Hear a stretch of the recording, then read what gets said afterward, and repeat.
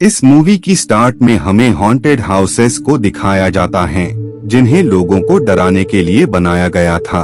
Haunted houses Halloween के time बनाए जाते हैं क्योंकि उस वक्त हर तरफ हैलोवीन का फेस्टिवल होता है और लोग इसी फेस्टिवल के दरमियान डर को एक्सपीरियंस करने के लिए हॉन्टेड हाउसेस में जाया करते थे। लेकिन इसके साथ ही हॉन्टेड हाउसेस की आड़ में आम लोगों के साथ क्राइम्स भी हुआ करते थे, जैसे कि मर्डर और टॉर्चर। सिटी में हर तरफ हैलोवीन का टाइम होता है, जिस वजह से सब लोग इस फेस्टिवल को एंजॉय कर रहे होते हैं। वही बार में हम 5 दोस्तों को देखते हैं जो कि हैलोवीन के वक्त हॉन्टेड हाउसेस में जाने का डिसाइड करते हैं। सिटी में मौजूद सारे ही हॉन्टेड हाउसेस को विजिट करने के लिए ये 5 लोग पैसे मिलाकर गाड़ी रेंट पर लेते हैं और अब ये प्लान बनाते हैं कि वो किस किस हॉन्टेड हाउस को एक्सप्लोर करेंगे। उसी ट्रिप के दौरान इन्हें ब्लू स्केल्टन ग्रुप के बारे में भी पता लगता है कि ब्लू स्केल्टन के ग्रुप के लोग लोगों को डर का ऐसा एहसास देते थे जिसे लोग कभी भी नहीं भूल पाते थे। और अब ये लोग भी आम हॉन्टेड हाउसेस से बोर हो गए थे और इन्हें अब और भी ज्यादा डर और खौफ का फील चाहिए होता है, जिस वजह से ये ब्लू स्केल्टन ग्रुप की सर्च करना स्टार्ट कर देते हैं। अब क्योंकि ब्लू स्केल्टन हर हैलोवीन पर अपनी लोकेशन चेंज करता जाता था और उस ग्रुप की एग्जैक्ट लोकेशन के बारे में किसी को भी पता नहीं होता है, जिस वजह से इस हैलोवीन पर उस ग्रुप की एग्जैक्ट लोकेशन के बारे में सर्च कर रहे होते हैं। खैर, ये सब लोग पहले वाले हॉन्टेड हाउस में जाते हैं। उस हॉन्टेड हाउस में इन्हें बहुत सारे लोग मिलते हैं जिन्होंने अजीब तरीके के डरावने नकाब पहने हुए थे। हॉन्टेड हाउस के लोग इन लोगों को डराने की कोशिश करने लगते हैं क्योंकि ये लोग इसी चीज के पैसे लिया करते थे। उस हॉन्टेड हाउस में इन्हें एक लड़की नजर आती है जिसने अपने फेस पर काफी अजीब और डरावना मास्क लगाया हुआ होता है। उस लेडी को देखकर ये सब काफी ज्यादा खौफ सदा हो जाते हैं क्योंकि वो लेडी इस नकाब में बेहद ही डरावनी लग रही होती हैं। खैर, बाद में ये सब वहाँ से निकल जाते हैं और अब ये अपने दूसरे डेस्टिनेशन यानी हॉन्टेड हाउस की तरफ बढ़ने लगते हैं। उस हॉन्टेड हाउस तक पहुँचने के लिए इन्हें उस वे से पास होना पड़ता है जहाँ पर काफी खामोशी होती है। जब ये सब आगे बढ़ ही रहे होते हैं तो उसी दरमियान ही इनकी वैन के सामने एक अजीब सा शख्स आ जाता है जिसने क्लाउन के जैसा गेटअप किया हुआ था। उसका बिहेवियर काफी ज्यादा अजीब होता है, यानी वो उन लोगों को बस घूरे ही जा रहा था। उस शख्स को ऐसा करते हुए देखकर इन्हें काफी अजीब लगता है, लेकिन वो इस बात पर ज्यादा ध्यान नहीं देते हैं और वो वहाँ से आगे बढ़ जाते हैं।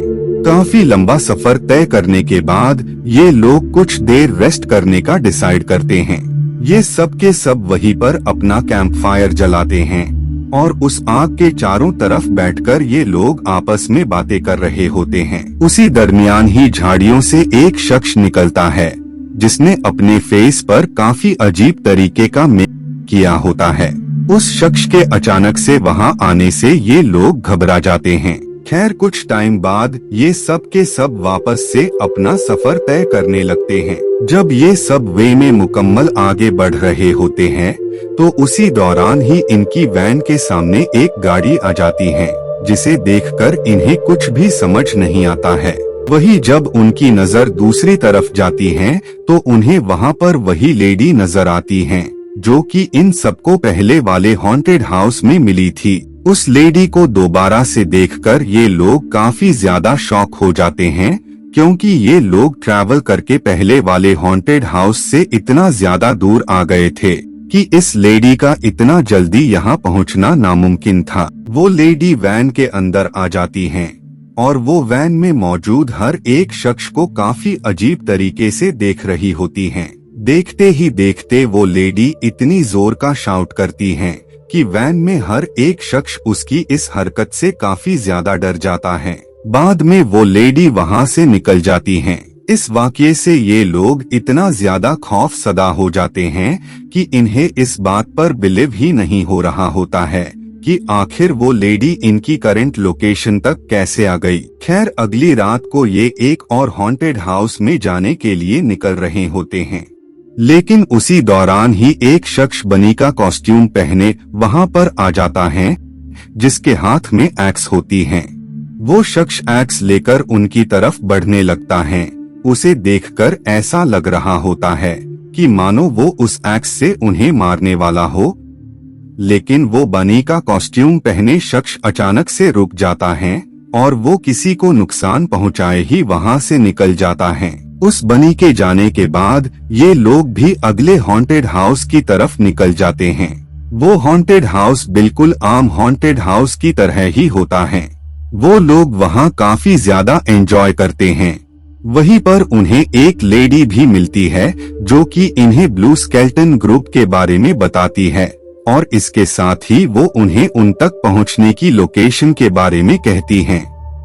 इस इंफॉर्मेशन के बाद तो ये लोग काफी ज्यादा खुश हो जाते हैं, क्योंकि ये तो खुद ही उस ग्रुप के पास पहुंचना चाहते थे और अब तो इनका रास्ता और भी आसान हो गया होता है। बाद में ये लोग उस लोकेशन पर आकर बार के अंदर चले जाते हैं, लेकिन वहां आकर उन्हें नहीं कोई ब्लू स्केल्टन ग्रुप दिखाई देता है और न ही ब्लू स्केल्टन ग्रुप से जुड़ा हुआ कोई मेंबर।